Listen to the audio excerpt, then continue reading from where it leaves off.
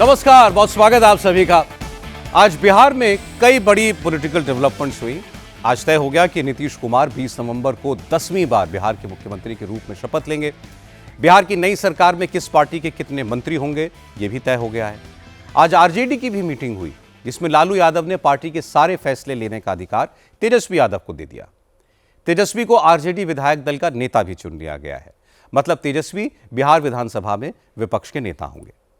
लालू यादव के परिवार में चल रही कलह पर आज खूब बयानबाजी हुई, इन सब पर बात करेंगे। लेकिन आज सबसे बड़ी खबर आई है बांग्लादेश से।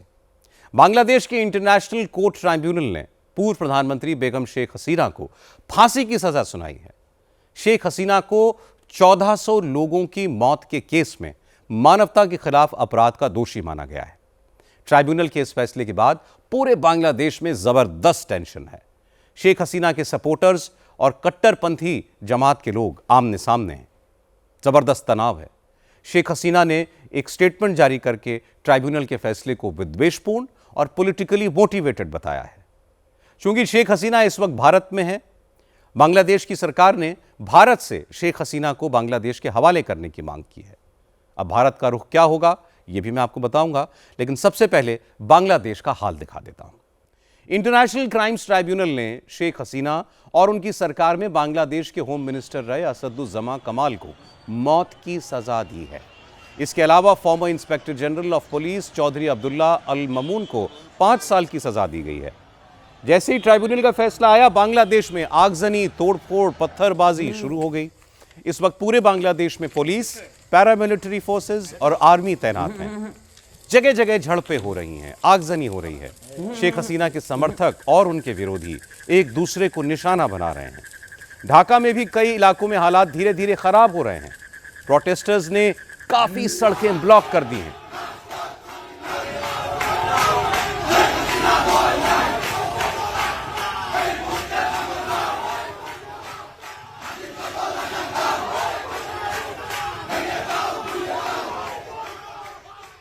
शेख हसीना के सपोर्टर्स, आवामी लीग के कार्यकर्ता सड़कों पर हैं।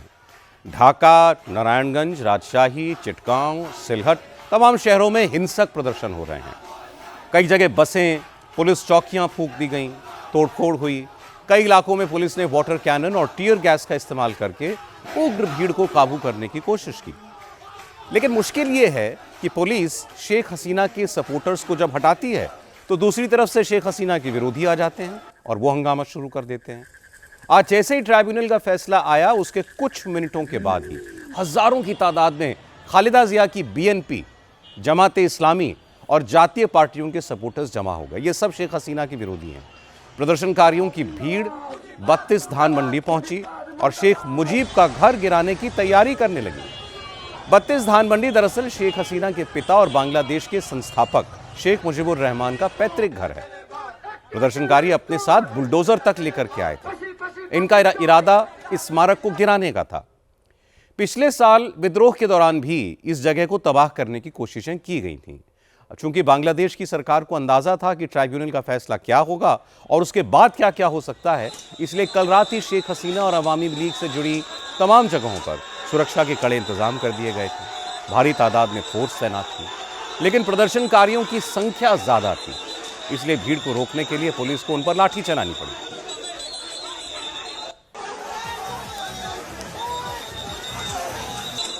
ढाका में आज फैसले से पहले कई जगह शेख हसीना की अवामी लीग पार्टी के कार्यकर्ताओं की पुलिस के साथ झड़पें हुई। शेख हसीना की पार्टी अवामी लीग ने 2 दिन के बंद का ऐलान किया है।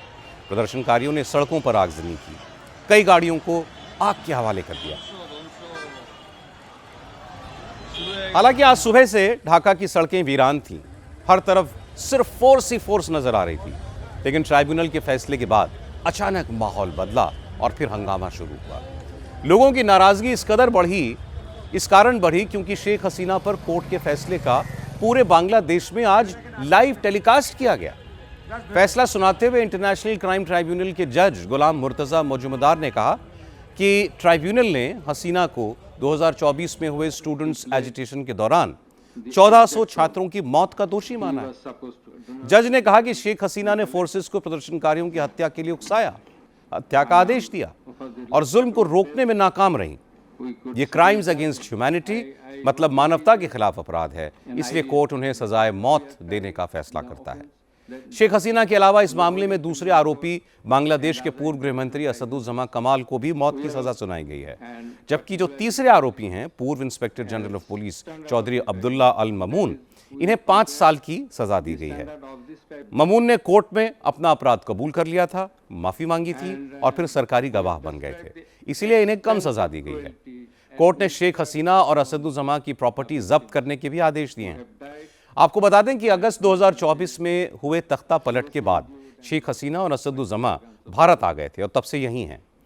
इंटरनेशनल क्राइम्स ट्राइब्यूनल ने शेख हसीना और असदुज्जमा को सुप्रीम कोर्ट में अपील करने के लिए 30 दिन का वक्त भी दिया है, लेकिन इसके साथ एक शर्त भी लगाई है। शर्त यह है कि सुप्रीम कोर्ट में अपील के लिए दोनों को ढाका आना होगा। देश के बाहर रहकर ये दोनों अपील नहीं कर सकते। देश के सबसे बड़े दफ्तर से आदेश निचले स्तर तक पहुंचा। एकजुट होकर यह अपराध सिस्टमैटिकली किया गया है। यह सब जानबूझते हुए किया गया। बांग्लादेश में कितने लोग मारे गए, कितने हमले हुए, कौन कौन से हथियारों का इस्तेमाल किया गया, ये सब शेख हसीना को पता था। ये जानबूझकर किया गया, इसलिए ये मानवता के खिलाफ अपराध है, इसलिए उन सबको इसकी सजा मिली है। ट्राइब्यूनल ने शेख हसीना को फांसी की सजा दे दी, लेकिन आंदोलन में मारे गए स्टूडेंट्स के परिवार वाले इस फैसले से भी संतुष्ट नहीं है। प्रोटेस्ट में मारे गए आंदोलनकारी के भाई ने फैसले के बाद कहा कि फैसला तो आ गया, लेकिन शेख हसीना तो नहीं आई। अब शेख हसीना को जब तक फांसी नहीं होगी तब तक इस फैसले का कोई मतलब नहीं है। कुछ लोगों ने पूर्व आईजीपी को सिर्फ 5 साल की सजा मिलने पर सवाल उठाया। आंदोलन में मारे गए स्टूडेंट्स के परिवारों ने कहा कि अल ममून को भी फांसी की सजा ही होनी चाहिए थी, इसलिए ये सारे पीड़ित परिवार अब हायर कोर्ट में अपील करेंगे।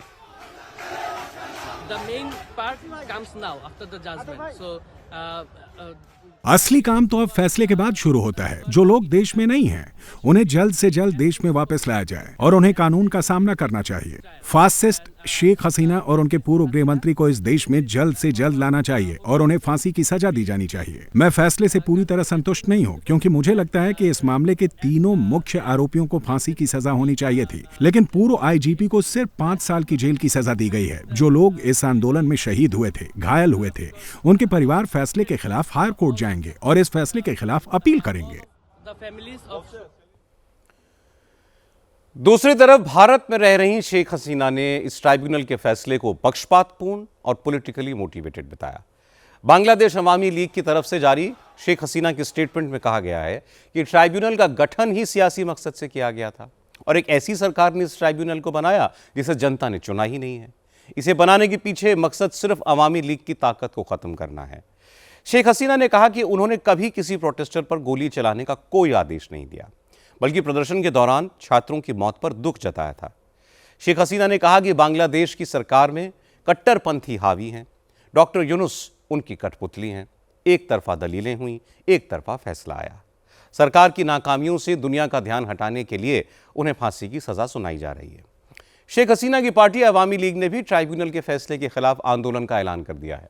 अवामी लीग ने कल देश भर में बंद की कॉल दी है। पार्टी के नेता जहांगीर कबीर ने कहा कि फैसला सरासर गलत है। अवामी लीग को बलि का बकरा बनाया जा रहा है और उनकी पार्टी हार नहीं मानेगी, चाहे इसके लिए देश में एक और क्रांति करनी पड़े। इसके खिलाफ तब तक आंदोलन चलेगा जब तक उनकी पार्टी यूनुस सरकार को हटा नहीं देती। आज যে রায় ঘোষণা করেছে आज जो फैसला दिया गया है उसे बांग्लादेश की जनता नहीं मानती। इस फैसले के विरोध में कल पूरे बांग्लादेश में सुबह से शाम तक शटडाउन किया जाएगा।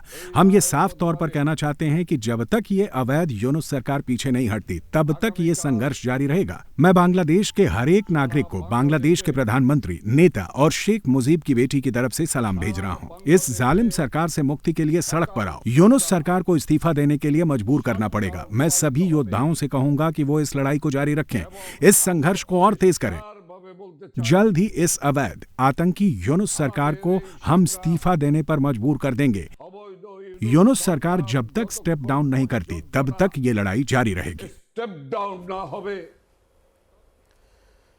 अवामी लीग के पूर्व सांसद कमाल हुसैन ये स्विट्जरलैंड में है और वहां से उन्होंने अवामी लीग के वर्कर्स से अपील की कि इस फैसले का विरोध करें। कमाल हुसैन ने यूनुस सरकार को चेतावनी भी दी कि अगर शेख हसीना को खरोंच भी आई तो अवामी लीग के सपोर्टर्स पूरे बांग्लादेश में आग लगा देंगे। What is the crime of Sheikh Hasina? Sheikh Hasina built the Padma Bridge. Sheikh Hasina का अपराध क्या है? क्या ये कि उन्होंने देश का विकास किया, इंफ्रास्ट्रक्चर बनाया, लोगों को गरीबी से निकाला, देश को आगे ले गए? मेरे भाइयों और बहनों, शेख हसीना ने जिंदगी भर आपके अच्छे जीवन, लोकतंत्र को बचाने में खपा दिया। यूनुस, जिन्होंने अवैध तरीके से शेख हसीना से सत्ता छीन ली, उनसे बदला लेना चाहता है। जमात, बीएनपी जैसी पार्टियां भी उनसे बदला लेना चाहती हैं। जिस तरह से उनके खिलाफ गैर कानूनी तरीके से आईसीटी ने फैसला दिया, उसके खिलाफ हमारा संघर्ष तब तक जारी रहेगा जब तक यूनुस इस्तीफा नहीं देते। आप सड़क पर उतरिए, आप हाईवे पर कब्जा कर लीजिए, नारेबाजी कीजिए। हम इस अवैध फैसले को नहीं मानेंगे। अगर शेख हसीना को कुछ हुआ तो पूरा बांग्लादेश जल जाएगा। यूनुस, देश बचाओ। Fight will continue until this illegal unit. हालांकि ट्राइब्यूनल के फैसले के बाद यूनुस सरकार भी एक्शन में है। बांग्लादेश सरकार ने भारत से शेख हसीना और असदुज्जमा को एक्स्ट्राडाइट करने की मांग फिर दोहराई। बांग्लादेश की सरकार की तरफ से कहा गया है कि 1-2 दिनों में भारत को औपचारिक तौर पर इसके लिए एक लेटर भेजा जाएगा। भारत के रुख के बाद बांग्लादेश सरकार अपना अगला स्टेप डिसाइड करेगी। आंदोलन में मारे गए स्टूडेंट्स के रिश्तेदार भी भारत से शेख हसीना को बांग्लादेश भेजने की मांग कर रहे हैं।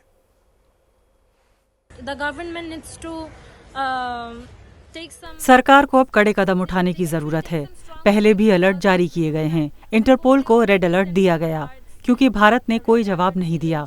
हम सरकार से कहना चाहते हैं कि वो कुछ ऐसे कदम उठाए जिससे शेख हसीना को वापस लाया जा सके। मैं भारत सरकार से कहना चाहती हूँ कि हम दोस्त हैं। 1 या 2 लोगों के लिए इस दोस्ती को मत तोड़िए, क्योंकि सिर्फ शेख हसीना के लिए भारत बांग्लादेश की दोस्ती टूटने की कगार पर पहुंच गई है। हम भारत से कहना चाहते हैं कि हसीना को हमारे देश वापस भेज दीजिए, जिससे भारत बांग्लादेश की दोस्ती न टूटे। Is actually in a हालांकि इस पूरे मामले पर विदेश मंत्रालय ने एक बहुत सधा हुआ स्टेटमेंट जारी किया।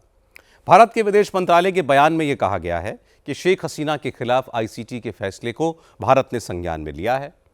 पड़ोसी होने के नाते भारत बांग्लादेश में शांति, लोकतंत्र और बांग्लादेश के नागरिकों के हितों की रक्षा के लिए प्रतिबद्ध है।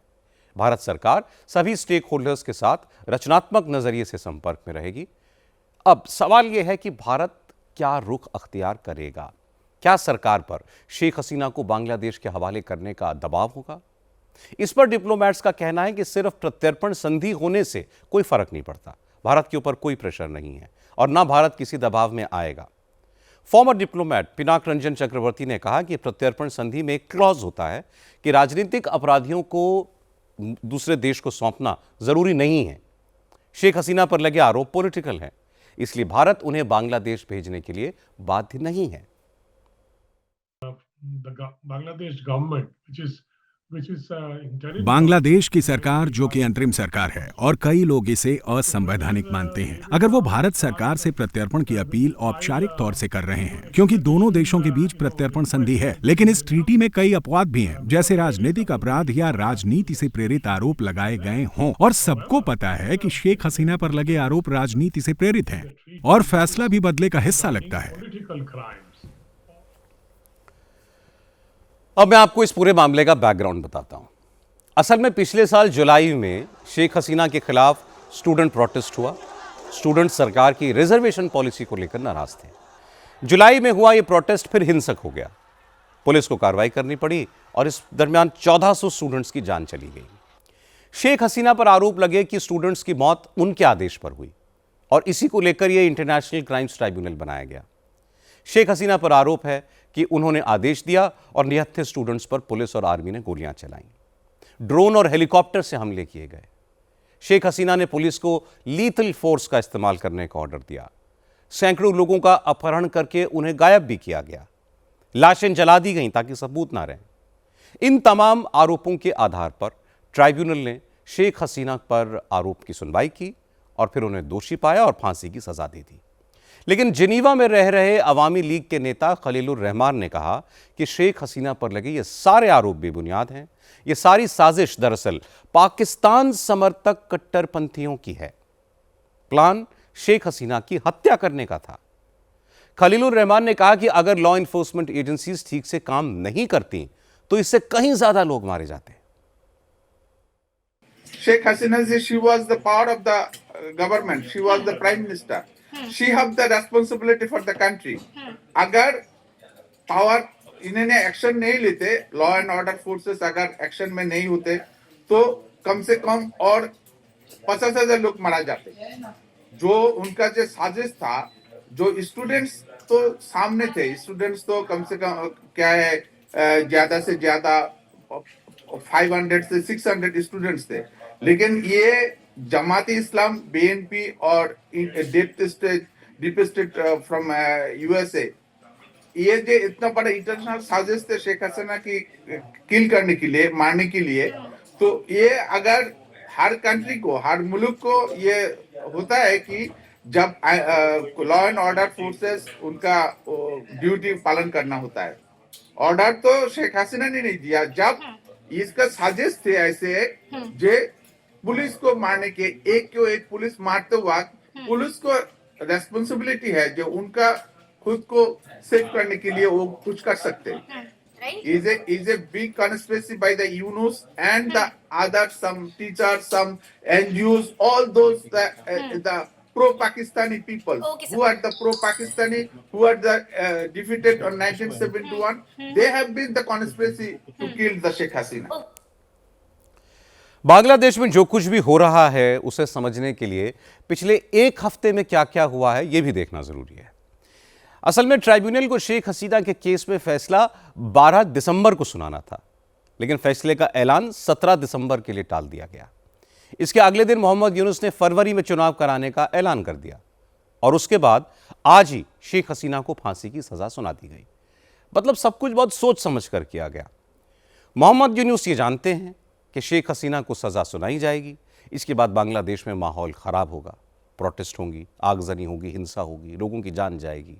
अवामी लीग और बीएनपी, बांग्लादेश नेशनलिस्ट पार्टी, और साथ में जमाते इस्लामी के लोग, ये सब आपस में लड़ेंगे और मोहम्मद यूनुस को चुनाव टालने का एक और बहाना मिल जाएगा।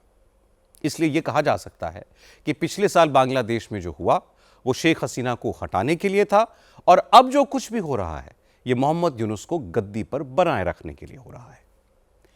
हालात पाकिस्तान में भी खराब हो रहे हैं। शहबाज शरीफ की सरकार के खिलाफ बड़े पैमाने पर प्रोटेस्ट शुरू हो चुके हैं।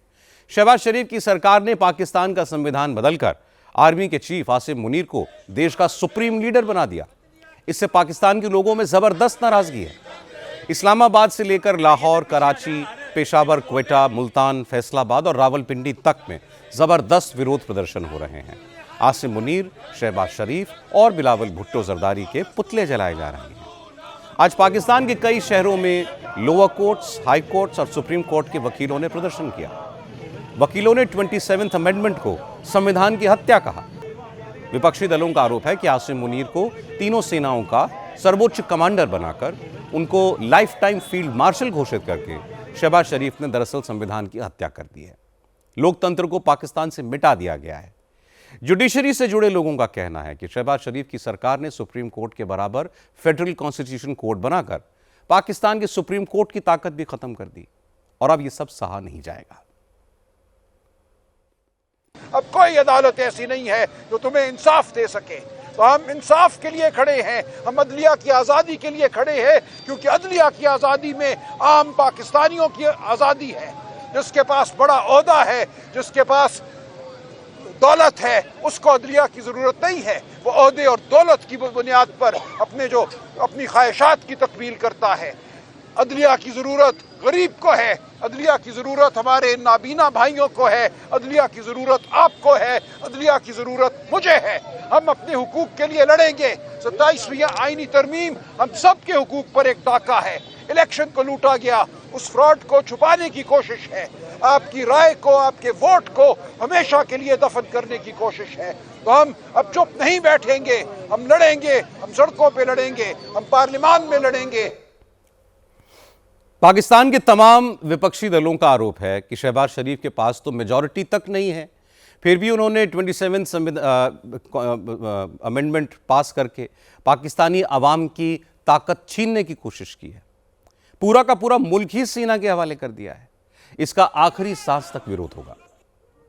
बच्चे इस वक्त जो इस मुल्क के साथ हो रहा है, मतलब जिस तरह ये पार्लियामेंट है, क्या ये आपको पता नहीं है? आप खुद नहीं समझते कि जो इस्लामाबाद के एमएनएज हैं, क्या वो लोगों ने उनको वोट दिया है? वो मुंतखब लोग हैं और फिर यहाँ बैठे कानूनसाजी कर रहे हैं। मतलब शर्म और हया भी नहीं है, कोई लिहाज भी नहीं है और कहते हैं कि तू टर्म में जाए। किस चीज़ की तू टर्म में जा रहे थे? इनके पास न मॉरल अथॉरिटी है न लीगल अथॉरिटी है। इंशाल्लाह हम आएंगे, इंशाल्लाह पूरी जोर से आएंगे और इनकी जितनी भी नाजायज़ कानूनसाजी है सबको पारित करेंगे।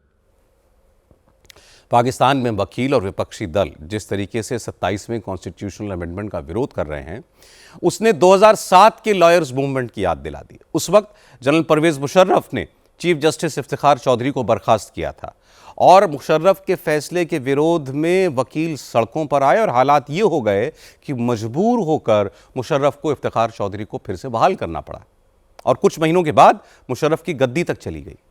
इसलिए पाकिस्तान के लोग अब कह रहे हैं कि जो हाल मुशर्रफ का हुआ था वही हाल शहबाज शरीफ और आसिम मुनीर का होगा। शरीफ को गद्दी छोड़नी पड़ेगी और आसिम मुनीर के तमगे भी छीने जाएंगे। लेकिन जब भी पाकिस्तान में हालात खराब होते हैं तो पाकिस्तानी फौज भारत में गड़बड़ करके लोगों का ध्यान बांटने की कोशिश करती है। इस बार हमारी फौज पूरी तरह तैयार है। आज army chief general Upendra Dwivedi ने पाकिस्तान को एक और सख्त संदेश दिया। दिल्ली में चाणक्य डिफेंस डायलॉग के दौरान जनरल उपेंद्र द्विवेदी ने कहा कि पाकिस्तान को अब यह समझ लेना चाहिए कि उसकी एक भी गड़बड़ी उसके अस्तित्व पर संकट पैदा करेगी। अब आतंकवादियों और उनके आकाओं में भारत कोई फर्क नहीं करेगा। जनरल द्विवेदी ने कहा कि ऑपरेशन सिंदूर तो बस ट्रेलर मानिए, अब अगर पाकिस्तान ने कुछ किया तो फिर पूरी फिल्म चलेगी। 1.0 तो देखिए, मैं तो ये कहना चाहूंगा कि मूवी शुरू भी नहीं हुई थी, सिर्फ एक ट्रेलर दिखाया गया था और ट्रेलर के बाद 88 घंटे में वो ट्रेलर खत्म हो गया था।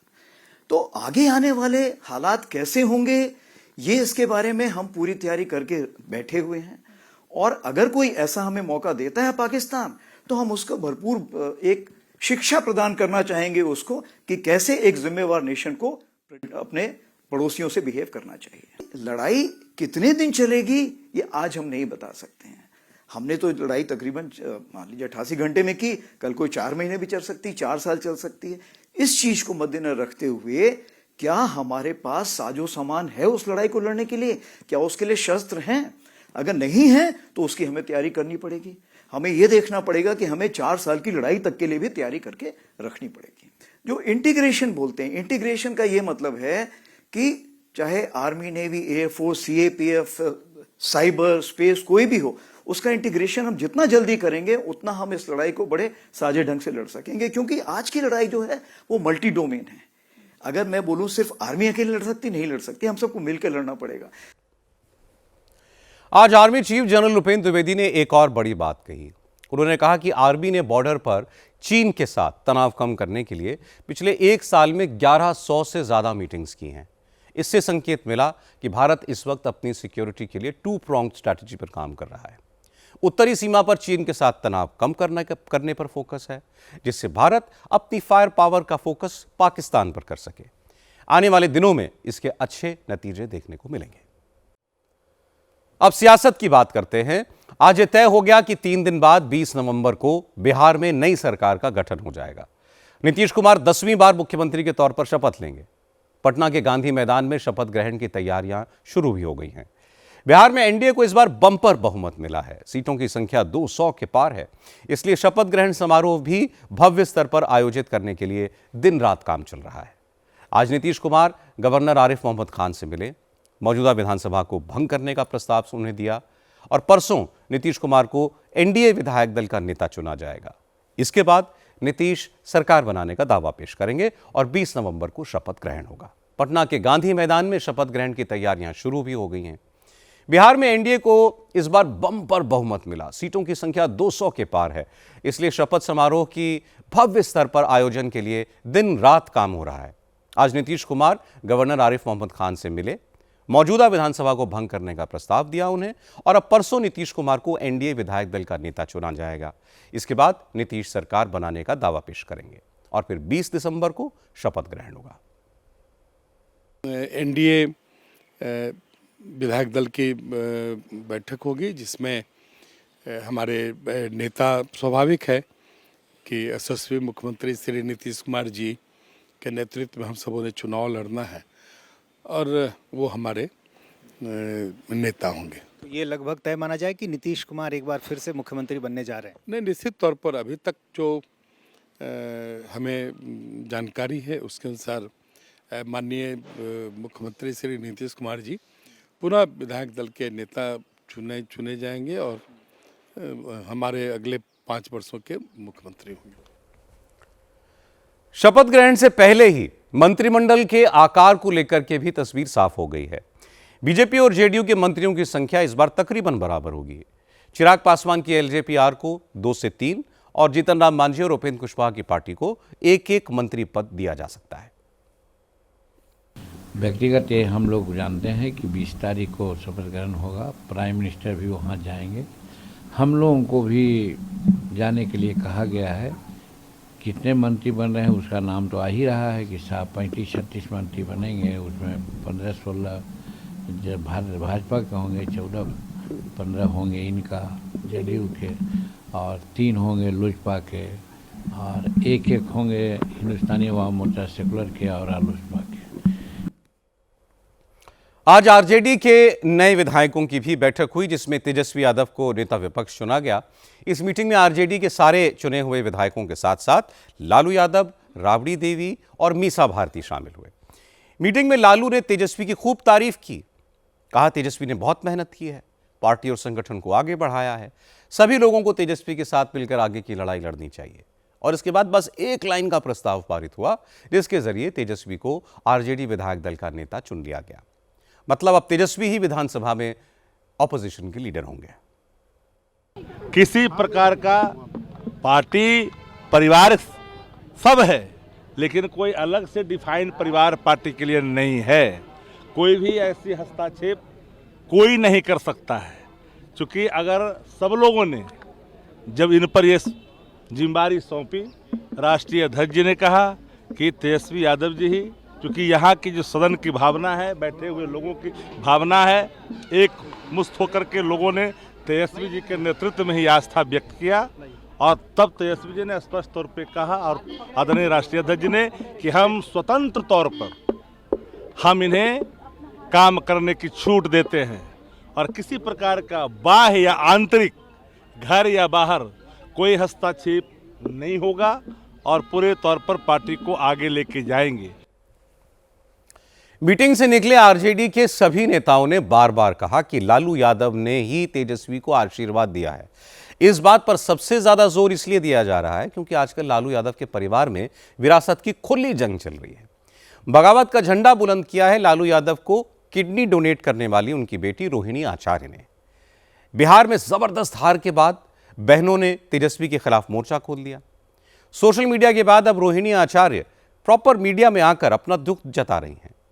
रोहिणी ने पहले लिखा था, एक बेटी, एक बहन, एक शादीशुदा महिला, एक मां को जलील किया गया, मारने के लिए चप्पल उठाई गई, बेटी से उसका मायका छुड़वा दिया गया, मैं अनाथ हो गई। किसी घर में रोहिणी जैसी बेटी बहन पैदा ना हो। और इसके बाद रोहिणी ने फिर दूसरी पोस्ट की।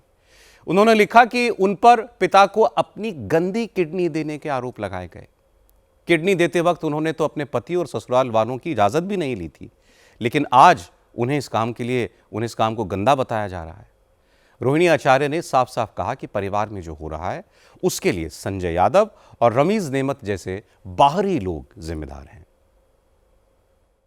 आपने कहा था कि चप्पल चलाया गया, चप्पल चलाने की बात आपने कही, आराम से अब आप लोग जाकर के वहाँ इंक्वायरी कर लीजिए। सही बात है, रोहिणी जो बोलती है सच बोलती है और जिसको भी कंडेम करना आकर के सामने मेरे सामने बैठवाइए। रोहिणी जी चप्पल आराम से चलाया था। रोहिणी जी आप आराम से बात करें। आप ये बात जाकर तेजस्वी आप ये बात जाकर के तेजस्वी यादव किसके शह पे हुआ है उनसे जाके पूछिए, संजय यादव से पूछिए, यादव से पूछिए,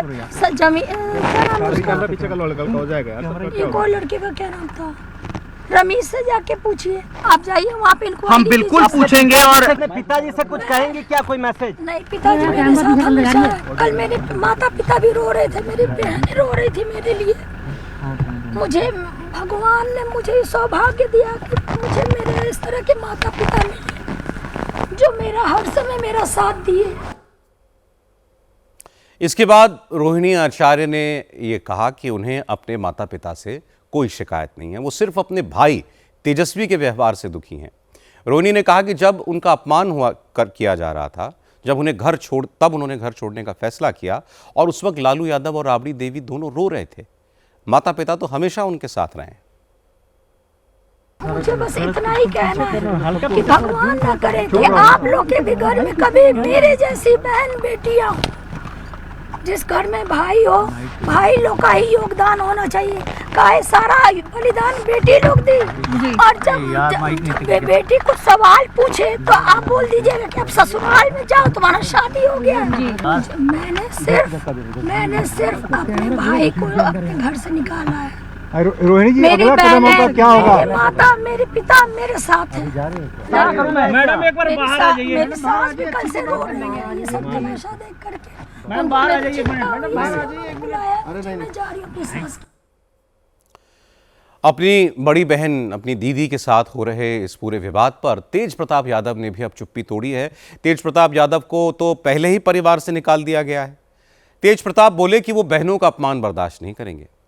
पिताजी एक इशारा कर दें तो जनता इन जयचंदों को जमीन में गाड़ देगी, खुद काम कर देगी। तेज प्रताप ने कहा कि इस अन्याय का परिणाम बहुत भयानक होगा।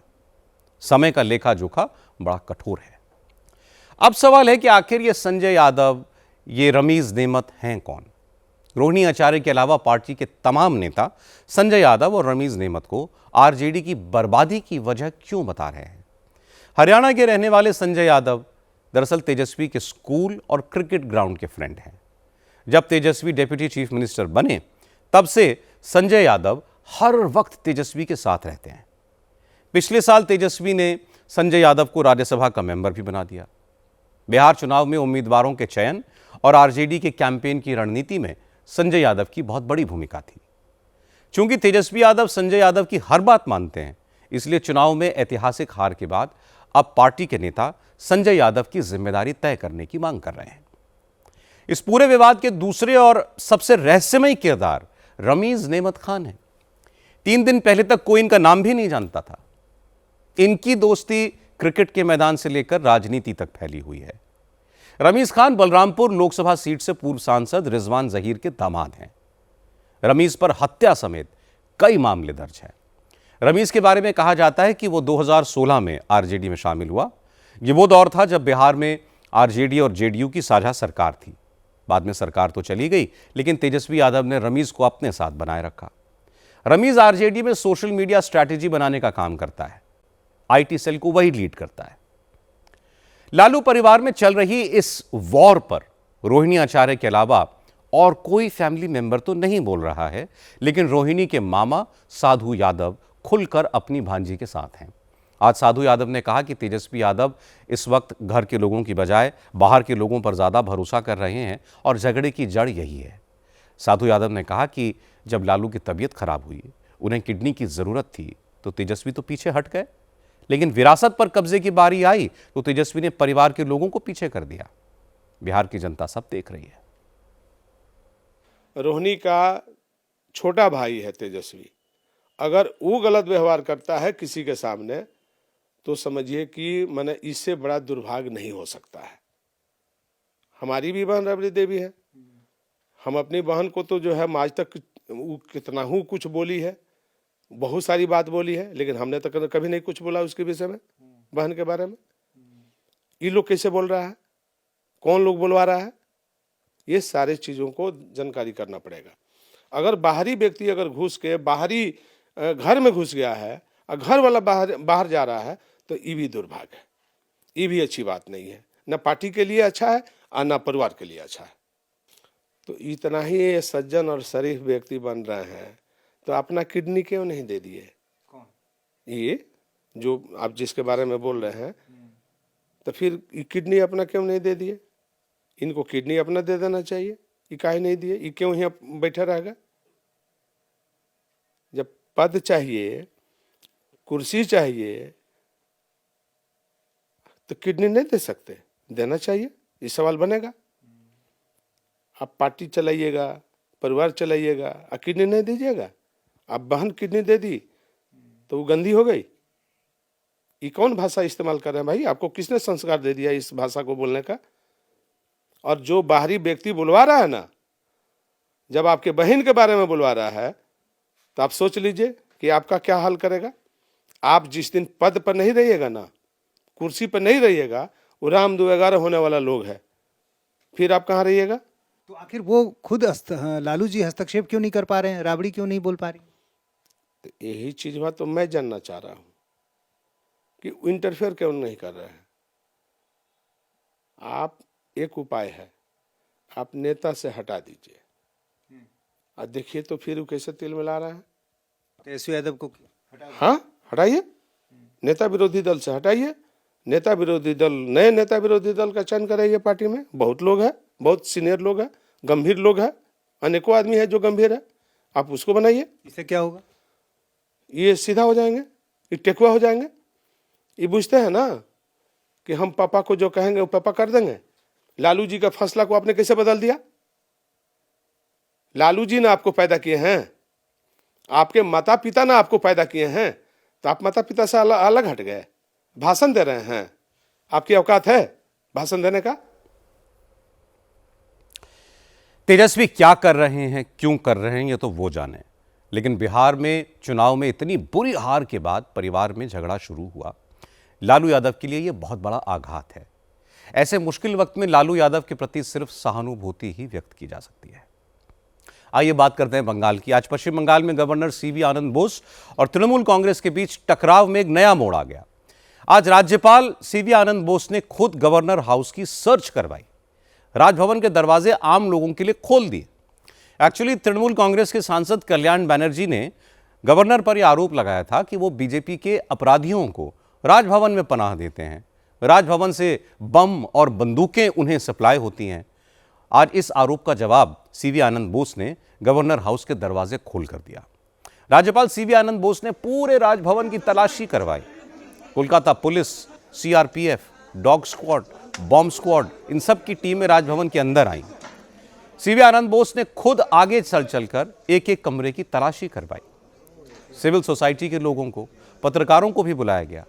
कैमरों के सामने पूरा अभियान चला। सर्च ऑपरेशन के बाद गवर्नर सीवी आनंद बोस ने कहा कि कल्याण बनर्जी का बयान एक बड़ी कॉन्स्पिरेसी का हिस्सा है। तृणमूल कांग्रेस दरअसल एसआईआर से घबराई हुई है। वो चाहती है कि चुनाव में हिंसा हो और इसका माहौल तैयार किया जा रहा है, लेकिन वो ऐसा नहीं होने देंगे। राज्यपाल ने कहा कि सर्च ऑपरेशन में कुछ मिला नहीं, अब तो कल्याण बनर्जी के खिलाफ लीगल एक्शन लिया जाएगा। कुछ भी नहीं मिला, सर्च ऑपरेशन कंटिन्यू करता है। मुझे ऑनरेबल एमपी से केवल ये कहना है, बुरा मत देखो, बुरा मत सुनो, बुरा मत कहो। ऐसा आरोप लेने के बाद रिग्रेट करने से कोई फायदा नहीं। कौन सा आरोप उसने किया? उसने ये आरोप किया, मैं एक पॉलिटिकल पार्टी के लिए आर्म्स एंड एम्युनिशन देता है, उसका माना है दूसरे पार्टी से आह्वान देता है वायलेंस करो, घमासान लड़ाई करो, लाशें धरती में पड़ जाना है, खून की नदियां बह जाना है। ऐसा एक मिसचिफ इज बिहाइंड दिस। वो नहीं होगा, सच साबित करेगा, एक्शन ले लेगा। जो लीगल एक्शन होता है, जो कॉन्स्टिट्यूशनल एक्शन प्रॉपर है, वो एक्शन जरूर लूंगा, आवश्यक कार्यवाही जरूर करूंगा। लेकिन तृणमूल कांग्रेस कल्याण बनर्जी के सपोर्ट में उतर आई। कुणाल घोष ने आज कल्याण बनर्जी के आरोप को डिफेंड किया। उन्होंने कहा कि गवर्नर हाउस की सिक्योरिटी कोलकाता पुलिस की ज्यूरिसडिक्शन में है, लेकिन राज्यपाल के आदेश पर कई गाड़ियों को बिना चेक किए अंदर जाने दिया जाता है। आखिर ऐसा किस लिए होता है? कुणाल घोष ने कहा कि कल्याण बनर्जी एक सीनियर लीडर हैं, वो बिना सोचे समझे कोई आरोप नहीं लगाएंगे। उन्होंने कहा कि राज्यपाल ने सर्च ऑपरेशन का ड्रामा पैनिक में किया है। हो सकता है कि अंदर का सामान पहले ही साफ करके उसके बाद पुलिस को सर्च ऑपरेशन के लिए बुलाया गया हो। ये कल्याण बनर्जी हमारा जो सीनियर एमपी है, लॉयर है, तो कल्याण बनर्जी कुछ एलिगेशन सामने रखा था, तो उसमें तो गवर्नर हाउस का पैनिक रिएक्शन हो गया। तो कल्याण बनर्जी जी जो बोले थे, तो वो सीनियर पार्लियामेंट्रियन है, हमारा पार्टी का बहुत सीनियर लीडर है, एक्सपीरियंस लीडर है, उसके पास कुछ तो होगा। अगर वहां पे कुछ रहता भी तो वो सबको परमिशन देने के पहले क्या वो सजा के रखता? गवर्नर साहब थोड़ा हिल गए हैं। बंगाल में गवर्नर के साथ ममता बनर्जी की सरकार और पार्टी का ये कोई नया झगड़ा नहीं है। पहले जगदीप धनखड़ यहाँ के गवर्नर थे तो उनके साथ तनातनी होती थी, फिर सीवी आनंद बोस आ गए तो उनके साथ खींचतान चल रही है। बंगाल में टीएमसी की सियासी लड़ाई बीजेपी के साथ है और इस झगड़े में गवर्नर को घसीटना ये ठीक नहीं है। अब दिल्ली ब्लास्ट का अपडेट आपको दे दें। इस मामले में मरने वालों की संख्या बढ़कर 15 हो चुकी है। आज 2 और घायलों ने दम तोड़ दिया। इस केस में गिरफ्तार आमिर राशिद अली को आज कोर्ट ने 10 दिनों के लिए एनआईए को रिमांड पर सौंप दिया। आमिर राशिद अली वो पहला शख्स है जिसे एनआईए ने इस केस में गिरफ्तार किया है। आमिर राशिद अली उस i20 कार का मालिक है जिसे उमर उन नबी ने दिल्ली ब्लास्ट के लिए इस्तेमाल किया था। आमिर राशिद अली ने कबूल किया कि कार उसने अपने नाम पर खरीदी और फिर उमर को दी। दिल्ली ब्लास्ट मामले में एनआईए ने जसीर बिलाल वानी उर्फ दानिश नाम के एक और शख्स को गिरफ्तार किया है। दानिश भी डॉक्टर्स के इस व्हाइट कॉलर टेरर मॉड्यूल का हिस्सा था। दानिश से पूछताछ में खुलासा हुआ है कि वो अपने साथियों के साथ मिलकर हमास की तर्ज पर ड्रोन और छोटे रॉकेट्स बनाकर भारत में बड़े आतंकवादी हमलों की प्लानिंग कर रहा था। यह टेरर मॉड्यूल ऐसे ड्रोन बनाने की कोशिश कर रहा था जिनको हथियार की तरह इस्तेमाल किया जा सके। ये दहशतगर्द ड्रोन में कैमरा और बैटरी के साथ छोटे छोटे बम लगाकर हमला करने की प्लानिंग कर रहे थे और दानिश ऐसे ड्रोन बनाने में माहिर था। उसका इरादा ड्रोन को विस्फोटकों से लैस करके भीड़ भाड़ वाले इलाकों पर या सेंसिटिव इलाकों पर गिराने का था, लेकिन वो अपने खौफनाक इरादों को अंजाम तक पहुंचाता उससे पहले जांच एजेंसियां उस तक पहुंच गईं। दिल्ली ब्लास्ट केस में अब तक कुल 15 लोग अरेस्ट किए जा चुके हैं, जबकि 50 से ज्यादा लोगों की पूछताछ हो रही है। जांच के दौरान पता लगा कि लाल किले के पास ब्लास्ट करने वाले डॉक्टर उमर उन नबी ने 3 महीने पहले ही एन्क्रिप्टेड ऐप सिग्नल पर एक ग्रुप बनाया था।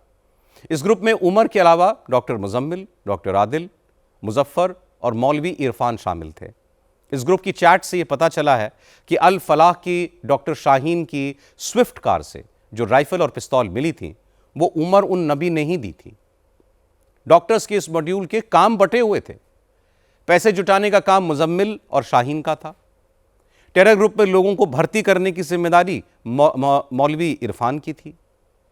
इस ग्रुप की चैट से यह भी पता चला कि डॉक्टर मुजम्मिल और डॉक्टर आदिल दोनों कई बार मौलवी इरफान से मिले थे। वो एक बार उस राइफल को लेकर के भी मौलवी के पास मस्जिद में गए जो बाद में जम्मू कश्मीर पुलिस ने डॉक्टर आदिल के अनंतनाग के लॉकर से बरामद की थी। इस मामले में गिरफ्तार डॉक्टर शाहीन के बारे में भी कई नई जानकारियां मिली हैं। डॉक्टर शाहीन ने भी सोशल मीडिया पर एक अलग कॉन्टैक्ट ग्रुप बनाया था। इस ग्रुप में उसे मैडम एक्स, मैडम जेड से डायरेक्शन मिलते थे। अब ये मैडम एक्स, मैडम जेड दोनों कौन है, इसका पता लगाने के प्रयास किए जा रहे हैं। शाहीन ने इसी साल जुलाई में मैडम एक्स को मैसेज भेजा था कि मेडिसिन का इंतजाम हो गया है, जल्दी डिलीवरी होगी। शाहीन ने मेडिसिन वर्ड विस्फोटकों के लिए यूज किया था। ग्रुप में मैडम एक्स ने सारे मेंबर्स को बहुत जल्दी मैडम जेड से मिलवाने का वादा भी किया। वहीं आतंकी हमले के लिए ऑपरेशन वर्ड इस्तेमाल किया गया था। मैडम एक्स ने शाहीन को अपने ऑपरेशन हमदर्द पर फोकस करने को कहा। इस ऑपरेशन के तहत सहारनपुर और हापुड़ में 2 सेंटर बनाए जाने थे। जांच में पता चला कि शाहीन के 7 बैंक अकाउंट हैं जिनसे अब तक 1,55,00,000 रुपए के ट्रांजैक्शंस हुए हैं। शाहीन के नाम पर 3 पासपोर्ट भी हैं। हर पासपोर्ट में शाहीन ने अपने गार्जियन का अलग अलग नाम दिया है। शाहीन के पासपोर्ट्स की जांच में पता चला कि वो तुर्की के अलावा थाईलैंड और पाकिस्तान भी जा चुकी थी। इस बीच जांच एजेंसियों ने फरीदाबाद की अल फलाह यूनिवर्सिटी के खिलाफ भी जांच तेज कर दी है। दिल्ली पुलिस ने यूनिवर्सिटी के चांसलर और चेयरमैन जवाद अहमद सिद्दीकी को पूछताछ के लिए बुलाया है। दिल्ली पुलिस की क्राइम ब्रांच ने जवाद सिद्दीकी को 2 समन भेजे हैं। पुलिस ने अल फलाह यूनिवर्सिटी पर 2 एफआईआर भी की हैं। मध्य प्रदेश पुलिस ने जवाद सिद्दीकी के भाई हमूद सिद्दीकी को हैदराबाद से गिरफ्तार कर लिया है। हमूद सिद्दीकी पर इंदौर में फाइनेंशियल फ्रॉड का इल्जाम है। हमूद सिद्दीकी महू के रहने वाले थे। वो लगभग सन 1995-96 करीब उनका एक फिनकॉम फाइनेंशियल कंपनी चलता था जिसका नाम था अल फहद फिनकॉम लिमिटेड करके। वो एक इन्वेस्टमेंट कंपनी चलाते थे जिसमें वो खुद मैनेजिंग डायरेक्टर थे और उनकी पत्नी और एक और व्यक्ति था उनके परिचित। वो तीनों managing director board of members थे कंपनी के। और इनके द्वारा लाखों का गबन किया गया था। लगभग 3 कंप्लेंट जो मैं बता रही थी, एक में लगभग उनका 2 लाख, 2 कंप्लेंट में लगभग 20 लाख और 5 लाख, ऐसे करके लगभग अबाउट 40 लाख का जो है अमाउंट था। तो हमूद सिद्दीकी लगभग 50 साल के हैं अभी और वो हैदराबाद में एक शेयर मार्केटिंग इन्वेस्टमेंट टाइप का एक खुद का कंपनी चला रहे थे, जो खुद वो एमडी भी थे और चेयरमैन भी वही बने थे। और वो भी वहाँ पे गाडचिबोली कल्की के एरिया हैदराबाद में, तो वहाँ पे उनका एक प्राइवेट फर्म है और वो वहाँ पे अपना व्यापन संपादित कर रहे थे। दिल्ली ब्लास्ट के केस में जांच से जो खुलासे हो रहे हैं वो बहुत चौंकाने वाले हैं। डॉक्टर उमर तो ब्लास्ट में मर गया, लेकिन उसके साथी एक एक करके पकड़े जा रहे हैं। इसलिए जांच पूरी होने का हमें इंतजार करना होगा और इसके बाद ही इस टेरर मॉड्यूल की पूरी कुंडली सामने आ पाएगी। सऊदी अरब से एक बहुत बुरी खबर आई है। एक एक्सीडेंट में 42 भारतीयों समेत कुल 44 लोगों की जान चली गई। उमरा के लिए सऊदी अरब गए ये भारतीय मक्का से मदीना जा रहे थे। देर रात को एक डीजल टैंकर ने यात्रियों से भरी बस को टक्कर मार दी और यह एक्सीडेंट इतना भयानक था कि बस में सवार 45 में से 44 लोगों की मौके पर ही मौत हो गई। केवल एक व्यक्ति बचा है। जो लोग इस हादसे का शिकार हुए हैं उनमें ज्यादातर लोग हैदराबाद के थे। इस हादसे में हैदराबाद के एक ही परिवार के 18 लोग मारे गए। इस फैमिली में 9 अडल्ट्स थे, 9 बच्चे थे। हादसे की खबर मिलने के बाद से इस परिवार के परिजन सदमे में हैं। मेरे मिसेज थे, मेरी बड़ी बेटी है और क्या बोलते सो मेरे सास है, ससुरे है, साला है, साली है, 2 सालियाँ हैं, साली के बच्चे हैं, छोटे छोटे मासूम बच्चे हैं, 10 साल, 8 साल, 9 साल, 4 साल का भी बच्चा है। ऐसे 9 बच्चे हैं, छोटे बच्चे, 9 बड़े हैं। पूरे 18 मेंबर्स थे। कल 4 बजे बात हुई मेरे से कि मक्के से मदीना जा रहे बोल के बात हुई, सलाम दो हुई। उसके बाद रात में सुबह ये न्यूज़ मिली मेरे को। बेटी से यही बात हुई कि पापा हम मदीना जा रहे हैं, वहाँ जाने के बाद बात करते बोल के बोले। बस 2 ही बात हुई, घर वालों से पूरी बात हुई। छोटी बच्ची है मेरी, क्या पकाए क्या करे बोला मैंने पकाया करा बोल के। देखे वो भी वीडियो कॉलिंग करके बताया, मैं देख के खुश हो गया। बच्चे का ख्याल करो बोले, बस वही बात हुई। हादसे में मारे गए लोगों के परिजनों की मदद के लिए सरकार काफ़ी कुछ कर रही है। सऊदी अरब में भारत की एम्बेसी और जिद्दा में इंडियन कॉन्सुलेट भी लोगों की मदद कर रहा है। जिद्दा कॉन्सुलेट ने कुछ हेल्पलाइन नंबर्स जारी किए हैं। इस एक्सीडेंट पर प्रधानमंत्री मोदी, विदेश मंत्री डॉक्टर एस जयशंकर ने भी शोक व्यक्त किया है। चूंकि ज़्यादातर लोग हैदराबाद के थे, इसलिए तेलंगाना सरकार भी विदेश मंत्रालय से संपर्क में है। तेलंगाना के अल्पसंख्यक कल्याण मंत्री मोहम्मद अजहरुद्दीन ने अधिकारियों के साथ बैठक की, लोगों की मदद का निर्देश दिया। तेलंगाना गवर्नमेंट ने सऊदी अरब के इस हादसे में मारे गए लोगों के परिजनों को 5-5 लाख रुपए की मदद का ऐलान किया है और कहा है कि वो घायलों के इलाज में और मृतकों के शव भारत लाने में परिजनों की हर मुमकिन मदद करेंगे। असदुद्दीन ओवैसी ने भी केंद्र सरकार से पीड़ितों की मदद करने की अपील की है। मैंने इंडियन एम्बेसी रियाद में जो डीसीएम है अबू मैथन जॉर्ज साहब से मेरी बात हुई और उन्होंने मुझसे कहा कि कौंसल जनरल जिद्दा भी और वो ख़ुद इस पर मालूमात हासिल कर रहे हैं और जो भी ज़रूरी कार्रवाई करना है वो करेंगे। और साथ ही साथ मैंने इन तमाम उम्रा पैसेंजर्स के दोनों ट्रैवल एजेंसी से वीज़ा डिटेल्स लेकर कौंसल जनरल ऑफ इंडिया जिद्दा को और डीसीएम इंडियन एम्बेसी रियाद को और साथ ही साथ फॉरेन सेक्रेटरी को मैंने ईमेल किया है। मेरी भारत सरकार से और ख़ास तौर से एक्सटर्नल अफेयर्स मिनिस्टर से जयशंकर साहब से ये रिक्वेस्ट है कि वो इमीडिएटली इस पर देखें और अगर जिन लोगों की डेथ हुई है उनके परिवार ये चाह रहा है कि उनकी डेड बॉडीज़ जल्द से जल्द इंडिया को लाई जाए और अगर कोई उसमें ज़ख्मी है तो उनको अच्छी से अच्छी वहाँ पर उनको इलाज हो सके। हादसा बहुत दुखद है। और जो लोग इस हादसे का शिकार हुए हैं, सरकार उनके परिवारों के साथ संपर्क में है। लेकिन बुरी खबर यह है कि जिन लोगों की मौत हुई है उनकी बॉडीज वापस भारत आ पाएंगी ये भी कहना मुश्किल है, क्योंकि शव इतनी बुरी तरह जल गए हैं कि उनकी पहचान भी नहीं हो पा रही है। अमेरिका के फ्लोरिडा में खेले गए मेयर्स न्यू वर्ल्ड T20 के फाइनल में शिकागो राइडर्स चैंपियन बनी। फ्लोरिडा हरिकेन्स को 4 विकेट से मात देकर शिकागो राइडर्स ने ट्रॉफी अपने नाम की। खास बात यह है कि शिकागो राइडर्स ने अपनी इस खिताबी जीत के रास्ते में एक भी मैच नहीं गंवाया। शिकागो राइडर्स और फ्लोरिडा हरिकेन्स के बीच खेले गए फाइनल मैच के मौके पर रजत जी और ऋतु जी भी मौजूद थे। I've got the chief guest, Raja Sharma, Ritu Dhawan, the CEO and Managing Director of India TV, our league ambassador, Sir Vivian Richards, and our league chairman, Brijesh Mathur. Manu Nair, our match referee, along with our 2 captains, Lendl Simmons and Rishi Dhawan. We're ready for the flip of the coin. Florida के fort Lauderdale में खेले गए final में रजत जी ने toss कराया। इस मौके पर उन्हें भी एक मेमोरियल कॉइन दिया गया। इसके बाद अवार्ड सेरेमनी में रजत जी और ऋतु जी ने खिलाड़ियों को ट्रॉफी दी। इस मौके पर cricketing world one of the best players cricket की दुनिया के सर विवियन रिचर्ड्स भी मौजूद थे। They have wonderful camaraderie. How does it feel to pull his leg right now when he's made all the trip down here, all the miles, and then he realizes he's sitting alone? Just from the warm greeting, you can tell that he's Vivian Richards को Mayers league के brand ambassador बनाया गया है।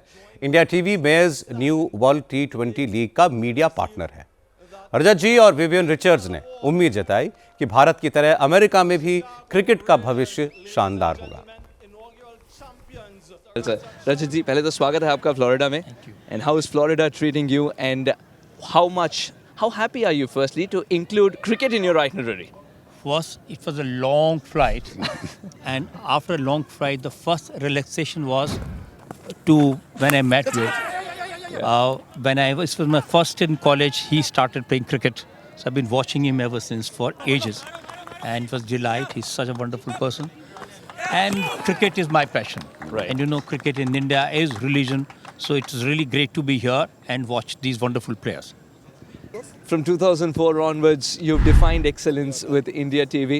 Now, to play a part in the cricket landscape of USA as well, how does it feel, sir? You see, cricket has always been part of my life. From my student days to I never played, but as a viewer, I think that the biggest thing cricket has the viewer, the support you get. And partly I was part of the cricket administration in India. Right. And the way cricket has come in India, I would want this to come up in America also. It's a great challenge. The excitement I can see all around with this tournament is just the beginning, but I think it's a great future. रजत जी ने कहा कि cricket उनका passion है। ये बात बिल्कुल सही है, वो क्रिकेट के दीवाने हैं। और अमेरिका में क्रिकेट का जहाँ तक सवाल है, लंबे वक्त से कोशिशें हो रही हैं कि क्रिकेट एक पॉपुलर स्पोर्ट अमेरिका में बने। वहाँ पर रग्बी खेला जाता है, वहाँ पर बेसबॉल खेला जाता है, बास्केटबॉल खेला जाता है। उम्मीद करते हैं आने वाले वक्त में क्रिकेट भी वही जगह लेगा। आज की बात में इतना ही।